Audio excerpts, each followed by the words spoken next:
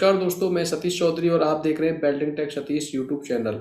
इस वीडियो में मैं आपको बताने वाला हूं आईटीआई वेल्डर ट्रेड में जो प्रैक्टिकल होता है, प्रयोगात्मक जो आप एक्सरसाइज करते हो, उसको आप स्टेप बाय स्टेप अपनी एक्सरसाइज को किस तरह से पूरा करेंगे और कितने स्टेप में पूरा करेंगे, कौन कौन सी चीज़ आपको ज़रूरत पड़ेगी एक्सरसाइज को करते वक्त, है ना। तो इस चीज़ में मैं आपको पूरी जानकारी दूंगा।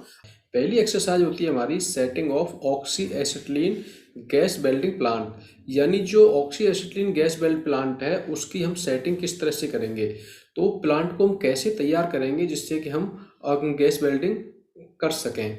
तो सबसे पहले हम जानेंगे रॉ मटेरियल, क्योंकि कोई भी हम एक्सरसाइज करते हैं तो उसके लिए हमको कुछ चीज़ों की ज़रूरत पड़ती है।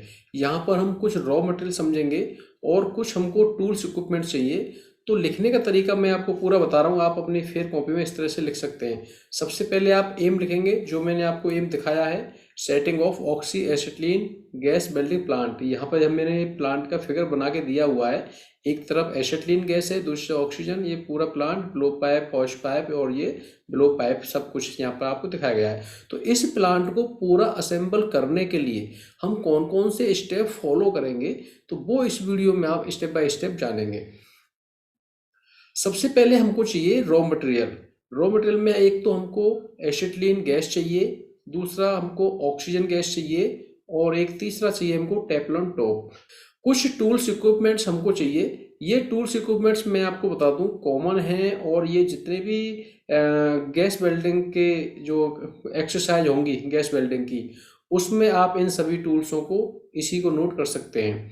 सबसे पहले ऑक्सीजन गैस सिलेंडर हमारे पास होना चाहिए, दूसरा एसिटिलीन गैस सिलेंडर हमारे पास होना चाहिए और ऑक्सीजन हॉज पाइप होनी चाहिए, एसिटिलीन हॉज पाइप होनी चाहिए, ऑक्सीजन और एसिटिलीन के रेगुलेटर होने चाहिए जो कि डबल स्टेज का होना चाहिए। तीसरा चीज़ आगे आएगी फ्लैशबैक अरेस्टर। फ्लैशबैक अरेस्टर भी हमारे पास होना चाहिए और एक वेल्डिंग ब्लो पाइप हमारे पास होनी चाहिए। फिर 7 नंबर है टिप क्लीनर। ये हमको ज़रूरत पड़ेगी टिप वगैरह को साफ करने के लिए, तो टिप क्लीनर हम अपने पास होना चाहिए। और स्पेनर सेट, एक स्पेनर सेट हमारे टूल्स इक्विपमेंट में होना चाहिए जो हमको रेगुलर को कसना है या हॉज पाइप को कसना है उसके लिए। टॉर्च को जलाने के लिए स्पार्क लाइटर की हमको आवश्यकता होगी, तो एक स्पार्क लाइटर हमारे पास होना चाहिए। सिलेंडर की, यानी सिलेंडर वाल्व को गैस को ऑन ऑफ करने के लिए हमको चाहिए सिलेंडर की। वाटर टैंक, टॉर्च को जब नोजल गर्म होता है तो उसका ठंडा करने के लिए पानी की बाल्टी हमारे पास होनी चाहिए। आखिरी में हमारे पास होना चाहिए ऑल सेफ्टी वियर्स, जो भी आपके सुरक्षा सावधानियों के जो कपड़े हैं, हैंड एप्रन हो गया, ग्लव्स हो गया, दस्ताने हो गए, तो ऑल सेफ्टी वियर्स आपके पास होना चाहिए। तो इतनी सारी चीज़ें जब आपके पास होंगी तो हम एक गैस वेल्डिंग प्लांट को पूरा सेटअप कर सकते हैं। तो स्टेप बाय देखेंगे हम किस तरह से गैस प्लांट को सेटअप करेंगे। सबसे पहले हम पूरा अब नीचे लिखेंगे प्रोसीजर इन सीक्वेंस। तो ये एक सीक्वेंस में आपको बताऊंगा, तो इन चीज़ों को आपको फॉलो करना है, ठीक है। उसके बाद एक महत्वपूर्ण जानकारी आपको देना चाहूँगा। इस चैनल के मैं इस चैनल में एक मेरा फेसबुक पेज है गवर्नमेंट आईटीआई के नाम से। उस फेसबुक पेज को आप लाइक कर सकते हैं और उसमें बहुत सारी ये वीडियोज आपको उसमें भी मिल जाएंगी और कुछ आईटीआई से संबंधित जो जानकारी होती है उसमें आपको मिलती रहती है। तो नंबर 1, सबसे पहले हम स्टार्ट करेंगे चैनिंग द सिलेंडर, यानी सीरियल नंबर 1 से हम स्टार्ट करेंगे चैनिंग द सिलेंडर। तो सिलेंडर को चैनिंग करके, इसमें हम इससे लिख सकते हैं कि सबसे पहले सिलेंडरों को सिलेंडर ट्रॉली के ऊपर चैनिंग करके क्लैंप करके रखेंगे। अगर सिलेंडर ट्रॉली ना होकर के तो दीवार पे भी मैंने यहाँ दिखाया हुआ है, यानी वाल पे क्लैंप करके हम इसको रखेंगे। तो सिलेंडरों को हमेशा आपको क्लैंप करके रखना है, चाहे उसको सिलेंडर ट्रॉली पर रखिए या दीवार के साथ में क्लैंप करके रखिए। तो सबसे पहले सिलेंडरों को चैनिंग करके रखेंगे या क्लैंप करके रखेंगे, यानी बांध करके रखेंगे, जिससे कि सिलेंडरों को इधर उधर धक्का लगने से गिरागिरी ना हो जाए, ठीक है। तो चैनिंग द सिलेंडर सबसे पहले हमारा ऑप्शन क्लियर हुआ।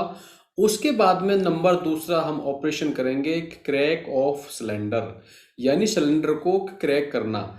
इसमें आप इस तरह से लिख सकते हैं, जब सिलेंडर वाल्व जो सिलेंडर की होती है उससे सिलेंडर वाल्व को थोड़ा सा खोल करके थोड़ी सी गैस निकाल दी जाती है और उस गैस को निकालने को ही हम क्रैकिंग ऑफ सिलेंडर कहते हैं। ऐसा हम क्यों करते हैं? क्योंकि जब हम रेगुलर फिट करते हैं तो रेगुलर फिट करने से पहले ही इस सिलेंडर को क्रैक करना पड़ता है, जिससे सिलेंडर के वाल्व में धूल मिट्टी या छोटे छोटे कण जो होते हैं वो आपके जो चिपके रहते हैं। तो अगर वो जब हम सिलेंडर को क्रैक करते हैं तो वो धूल मिट्टी के कण वहाँ से निकल जाते हैं। अगर वो हम सिलेंडर को क्रैक ना करें और क्रैक करने से पहले हम रेगुलेटर को लगा देंगे तो जो धूल मिट्टी के कण जो सिलेंडर वाल्व के रास्ते में थे वो हमारे रेगुलेटर में एंट्री करेंगे, और रेगुलेटर में एंट्री करने के बाद जो डायाफ्राम है उस पर जाके वो अटैक करेंगे तो हमारा रेगुलर भी को डैमेज कर सकते हैं, यानी इस गैस की सप्लाई में रुकावट पैदा कर सकते हैं। इसलिए हम नंबर 2 पहले रेगुलेटर लगाने से पहले सिलेंडर को क्रैक करेंगे। सिलेंडर क्रैक करने के बाद में नंबर 3 ऑपरेशन आपका होगा अटैच द रेगुलेटर, यानी रेगुलेटर को अटैच करना। तो इसमें आप इस तरह से लिख सकते हैं, सिलेंडर को क्रैक करने के बाद ऑक्सीजन सिलेंडर पर ऑक्सीजन के रेगुलेटर को तथा एसिटिलीन के सिलेंडर पर एसिटिलीन के रेगुलेटर को फिट किया। इस चीज़ की जानकारी हम कैसे करेंगे कि रेगुलेटर ऑक्सीजन का है और एसिटिलीन सिलेंडर पे एसिटिलीन सिलेंडर का रेगुलेटर है। तो इसकी हम कई तरह से जानकारी कर सकते हैं।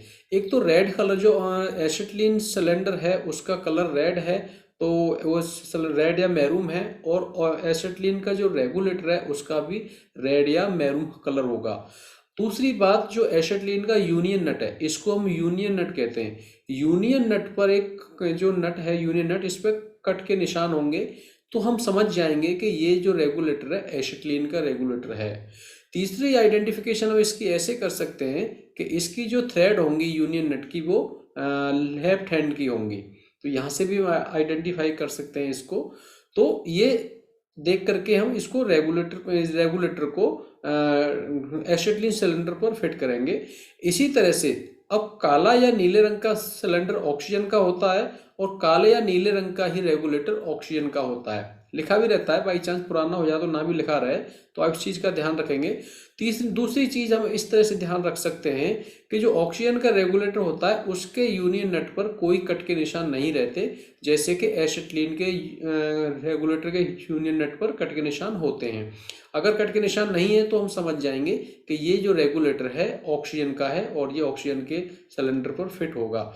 दूसरी चीज़ हम इस तरह से भी कर सकते हैं इसको आइडेंटिफाई कि इसके जो यूनियन नट पर किसी भी तरह के कोई कट के निशान नहीं होंगे और इसकी जो थ्रेड होंगी वो सीधे हाथ की होंगी।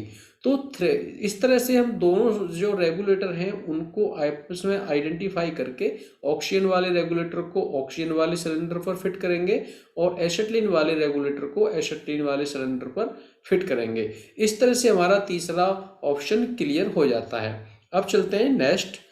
अब आता है हमारा अगला पॉइंट, अटैच द हॉज पाइप। ये आप हॉज पाइप देख रहे हैं, 2 कलर की हॉज पाइप हैं। हम इनको किस तरह से अटैच करेंगे? अब आपने रेगुलेटर को अटैच कर लिया। रेगुलेटर को अटैच करने के बाद में जो ऑक्सीजन का रेगुलेटर है, यानी काले कलर का रेगुलेटर है या नीले कलर का रेगुलेटर है, तो उसमें काले या नीले कलर की हॉज पाइप को हम फिट करेंगे। और रेड या मैरून कलर का जो रेगुलेटर है उसमें हम रेड या मैरून कलर की हॉज पाइप को फिट करेंगे। यानी कहने का मतलब ये हुआ कि जो एसिटिलीन हॉज पाइप है उसको एसिटिलीन सिलेंडर में यानी एसिटिलीन रेगुलेटर में फिट करेंगे और ऑक्सीजन हॉज पाइप को हम ऑक्सीजन के रेगुलेटर में फिट करेंगे। इसकी आइडेंटिफाई हम इसके कलर कोड से कर सकते हैं। दूसरी चीज़, अब जो डाया, जो पाइप के अंदर का डाया है वो ऑक्सीजन का डाया कम होता है और एसिटिलीन के पाइप का डाया ज़्यादा होता है, तो यहाँ से भी हम इसको आइडेंटिफाई कर सकते हैं। इस तरह से हमारा चौथा ऑप्शन क्लियर होता है। अब चलते हैं 5वें ऑप्शन पर। अब यहाँ हमारा 5वां ऑप्शन है अटैच द ब्लो पाइप। अब आपने सबसे पहले आपने सिलेंडर को क्लैंपिंग कर लिया, क्लैंपिंग करने के बाद सिलेंडर को क्रैक कर लिया। सिलेंडर को क्रैक करने के बाद में आपने उसके ऊपर रेगुलेटर को भी अटैच कर लिया और रेगुलेटर को अटैच करने के बाद आपने हॉज पाइप को भी अटैच कर लिया। हॉज पाइप को अटैच करने के बाद अब नंबर आता है ब्लो पाइप को अटैच करने का। ध्यान रखना आपको ये वाली बात है कि ब्लो पाइप को अटैच करने से पहले, जैसे आपने रेगुलेटर लगाने से पहले थोड़ी सी गैस निकाली थी, इसी तरह से ब्लो पाइप हॉज पाइप को लगाने के बाद सिलेंडर बाल्ब को थोड़ा सा खोल करके आप उसमें से गैस की सप्लाई निकालेंगे। इससे क्या होगा कि जो हॉज पाइप में कुछ गंदगी होगी या कुछ कीड़े मकोड़ा या कोई मकड़ी इस टाइप का कुछ भी होगा तो वो गैस के साथ में बाहर निकल जाएगा और हमारी हॉज पाइप साफ हो जाएगी। अगर आप ऐसा नहीं करेंगे तो उसमें हो सकता है कुछ कीड़ा मकोड़ा अंदर बैठा हो, कुछ धूल मिट्टी के कण अंदर बैठा हो, जो मकड़ी वगैरह कुछ हो, तो फिर वो सीधे हमारी ब्लो पाइप पे चली जाएगी और वहां से नोजल पे रुकावट पैदा करेगी। इसलिए ध्यान ये रखना है कि नोजल को लगाने से पहले आपको उसमें से ब्लो पाइप में हॉज पाइप में होगी थोड़ी सी गैस की सप्लाई बाहर निकालनी है, उसके बाद आपको हॉज पाइप लगाना है। तो हॉज पाइप को आप किस तरह से लगाएंगे वो मैं यहाँ बताऊंगा आपको। सबसे पहले आपका जो हॉज पाइप है ये आप देख सकते हैं, ये इसका हॉज पाइप है। हॉज पाइप के कुछ पार्ट्स के बारे में मैं आपको बता दूं। ये जो आप नीचे वाला देख रहे हैं, नीचे वाला ये कंट्रोल वाल्व जो रेड कलर या मैरून कलर का है, इसको कहते हैं एसिटिलीन कंट्रोल वाल्व। और ब्लैक या नीले कलर का जो वाल्व है उसे कहते हैं ऑक्सीजन कंट्रोल वाल्व। यहाँ से हम ऑक्सीजन और कंट्रोल करते हैं और एसिटिलीन कंट्रोल वाल्व से हम एसिटिलीन गैस को कंट्रोल करते हैं। उसके बाद में ये यहाँ से यहाँ तक का एरिया जो ब्लैक कलर का दिया हुआ है, इसको बॉडी कहते हैं या हैंडल भी कहते हैं। इसको यहाँ से हम पकड़ा जाता है, इसको हम कहते हैं बॉडी। बॉडी के आगे का सिरा जो है यहाँ पर ये होता है मिक्सिंग चैम्बर। यहाँ से हमारी दोनों गैसें जो अलग अलग आती हैं और वो आकर के सीधे मिक्सिंग चैम्बर में मिक्स होती हैं। उसके बाद का एरिया जो होता है ये होता है नेक पाइप, यानी ये नेक पाइप होता है और नेक पाइप पे हम इसको नोजल को लगाते हैं। ये कई कई तरह के नोजल हैं और इसका साइज इसके नंबर से लिया जाता है, जो डिपेंड करता है जिस मेटल को हम जोड़ रहे हैं उस मेटल की थिकनेस के ऊपर। ठीक है, अब हम हॉज पाइप को इसके ब्लो पाइप के साथ में अटैच कैसे करेंगे ये हम सीखेंगे। सबसे पहले आपको क्या करना है, यहाँ हॉज पाइप में फ्लैशबैक अरेस्टर लगा देना है आपको। ठीक है, ये सिलेंडर की तरफ भी लगता है और हॉज पाइप की तरफ भी लगता है। ये हमारे लिए बहुत ज़रूरी है क्योंकि सेफ्टी पर्पज से हम फ्लैशबैक अरेस्टर का लगाना बहुत ज़रूरी होता है। अब उसके बाद में हम देखेंगे जो हॉज पाइप है और जो रेड या मैरून कलर का जो कंट्रोल वाल्व है, इसमें रेड या मैरून कलर की हॉज पाइप को आपको लगाना है। क्योंकि रेड या मैरून कलर की जो हॉज पाइप है वो एसिटिलीन की है और ये कंट्रोल वाल्व भी एसिटिलीन का है। तो एसिटिलीन वाली सप्लाई लाइन में हम एसिटिलीन को जोड़ेंगे और ब्लैक या नीले कलर का जो आपका कंट्रोल वाल्व है उस तरफ हम ब्लैक या नीले कलर की हॉज पाइप को जोड़ेंगे। अब बात आती है कि कंट्रोल वाल्व के अगर कलर साफ नहीं दिख रहे हैं तो ये एसिटिलीन वाला कंट्रोल वाल्व है, उस पर ए लिखा रहता है और ए लिखा रहेगा उधर, और इधर जो ऑक्सीजन वाला है उस पर ओ लिखा रहेगा। कहीं कहीं कभी कभी AX भी लिखा रहता है और वहाँ पर O2 भी लिखा रहता है। तो ये चीज़ हम आइडेंटिफाई करके ऑक्सीजन की हॉज पाइप को ऑक्सीजन की इनलेट की तरफ जोड़ेंगे और एसिटिलीन हॉज पाइप को एसिटिलीन इनलेट की तरफ जोड़ेंगे।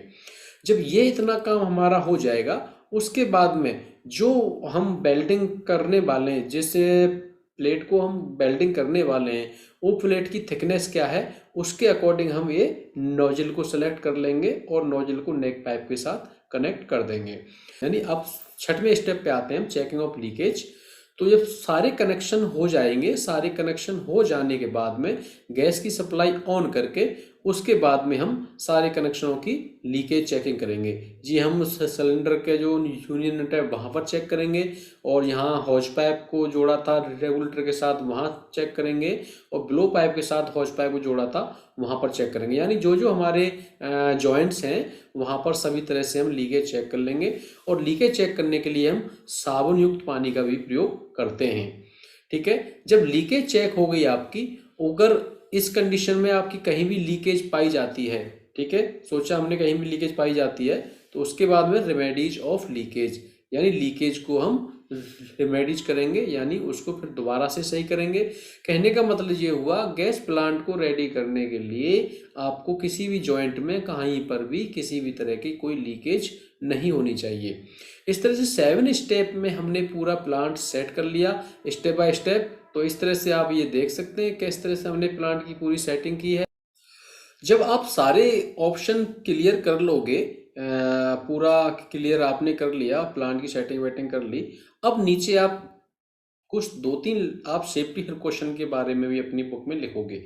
तो सेफ्टी प्रिकॉशन के बारे में हम कैसे लिखेंगे, यहाँ पर इस जो ऑपरेशन को करते वक्त आपने जो जो सुरक्षा सावधानियां ध्यान में रखी हैं उनका जिक्र हम सेफ्टी प्रिकॉशन में करेंगे। जैसे सिलेंडर को रेगुलेटर, जैसे नंबर 1 हम लिख सकते हैं, रेगुलेटर लगाने से पहले सिलेंडर को क्रैक कर लेना चाहिए, है ना। तो ये सेफ्टी प्रिकॉशन में आता है, क्योंकि अगर आप रेगुलेटर बिना क्रैक किए रेगुलेटर लगाएंगे तो हमको प्रॉब्लम हो सकती है। नंबर 2 पे आप लिख सकते हैं, गैस प्लांट का रेडी होने के बाद में जो वेल्डिंग करने से पहले सारे कनेक्शनों की लीकेज चेकिंग कर लेनी चाहिए, यानी कहीं लीकेज तो नहीं है, इस तरह की हमको चेकिंग कर लेनी चाहिए। तीसरा पॉइंट आता है हमारा, लगातार वेल्डिंग करते समय नोजल गर्म हो जाता है तो उसको पानी में डुबोकर ठंडा कर लेना चाहिए। ऐसा नहीं है कि आपका नोजल गर्म है और बार बार फ्लेम पटपट कर रहा है, फ्लेम बुझ जा रहा है और आप नोजल को ठंडा नहीं कर रहे हैं, तो इस चीज़ का भी आपको ध्यान रखना है। चौथा पॉइंट आपको ध्यान ये रखना है, नोजल को हमेशा टिप क्लीनर से ही साफ करना चाहिए। आप ऐसा ना करें कि किसी तार से या किसी से अननेसेसरी चीज़ से हमारे नोजल को साफ करें, क्योंकि नोजल का जो अगर टिप क्लीनर के बजाय किसी और चीज़ से साफ करने की कोशिश कर सकते हैं तो नोजल का जो ओरिफिस होल है उसको, उसका जो डाया है वो लार्ज होने की संभावना रहती है। इसलिए नोजल को हमेशा टिप क्लीनर से ही आपको साफ करना चाहिए। तो इस तरह से ये, जब हम इतना आगे चलेंगे उसके बाद में, तो ये पूरा 7 स्टेप में मैंने आपको बता दिया कि ऑक्सी एसिटिलीन गैस प्लांट की सेटिंग आप कैसे करते हैं। सबसे पहले आपको ये टूल्स चाहिए, चैनिंग द सिलेंडर आप करेंगे, उसके बाद क्रैकिंग ऑफ सिलेंडर करेंगे, फिर आप रेगुलेटर अटैच करेंगे, उसके बाद हॉज पाइप अटैच करेंगे, हॉज पाइप अटैच करने के बाद में आप ब्लो पाइप को अटैच करेंगे, और ब्लो पाइप अटैच करने के बाद में आप चेकिंग ऑफ लीकेज करेंगे। अगर लीकेज कहीं है तो आप रेमेडीज ऑफ लीकेज करेंगे। उसके बाद में 3-4 पॉइंट आप सेफ्टी प्रिकॉशन के आप दे देंगे। इस तरह से जब आप अपना प्रैक्टिकल अपनी बुक में आप नोट करेंगे तो एक बहुत अच्छे से आप नोट कर पाएंगे, और प्रैक्टिकल जब आपके होंगे तो इसी तरह से आप नोट करेंगे तो आपका बहुत ही अच्छा हो पाएगा। तो आई होप, आशा करता हूं कि ये वीडियो आपको अच्छी लगी होगी, और जो ITI वेल्डर से स्टूडेंट हैं उनको पूरा क्लियर हो गया होगा कि setting of oxy acetylene plant की सेटिंग हम कैसे करते हैं। इसी तरह की वीडियो पाने के लिए आप चैनल को सब्सक्राइब करें, और अपने जो साथी हैं उनको इस वीडियो को शेयर करें, और आप मेरे फेसबुक पेज को भी लाइक करें, जिसका लिंक डिस्क्रिप्शन में दिया हुआ है। ITI वेल्डर वाले स्टूडेंटों के लिए एक जानकारी और देना चाहूँगा, ITI वेल्डर का हेलो स्टोर पर एक एप्लीकेशन मेरी पड़ी हुई है ITI वेल्डर के नाम से, ज़रा उसको इंस्टॉल करके और अपना रिव्यू मुझे वहाँ भी आप दे सकते हैं। Thank you.